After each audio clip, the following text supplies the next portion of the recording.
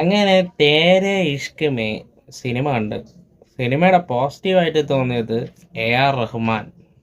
ആ വ്യക്തി അത്യാവശ്യം നല്ല രീതിയിൽ വർക്ക് ചെയ്തിട്ടുണ്ട് കേട്ടോ ഈ പടത്തിൽ. പാട്ടുകളിലാണ് ഈ ഒരു സിനിമ പിടിച്ചു നിൽക്കുന്നത്. അല്ല, നമ്മൾ ലവ് സ്റ്റോറി പലതരം കണ്ടിട്ടുണ്ട്. അപ്പോൾ അതിനെല്ലാം കൂടെ മിക്സ് ചെയ്ത് അവിടെ ഇവിടെയൊക്കെ എല്ലാം കൂടെ ചേർത്ത് വെച്ച ഒരു സിനിമ. ഇതിന് കുറേയൊക്കെ ഇമോഷണലി കുറച്ചൊക്കെ വർക്കാക്കാൻ ശ്രമിച്ചിട്ടുണ്ട്. കുറേയൊക്കെ പാളി, കുറേയൊക്കെ ഓക്കെ ആയിരുന്നു. അല്ലാതെ വലിയ ഇതൊന്നുമില്ല. റഹ്മാൻ്റെ പാട്ടുകൾ കൊള്ളാം, അത് നന്നായിട്ട് പുള്ളി ചെയ്ത് വെച്ചിട്ടുണ്ട്. അയ്യോ, 3 മണിക്കൂറുണ്ടടേ.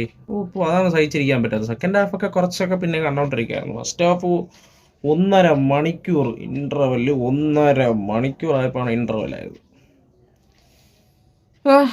അപ്പം അങ്ങനെ കണ്ട് തീർത്ത്. ധനുഷിൻ്റെ പടമില്ല, അങ്ങനെ പോയി കണ്ടതാ.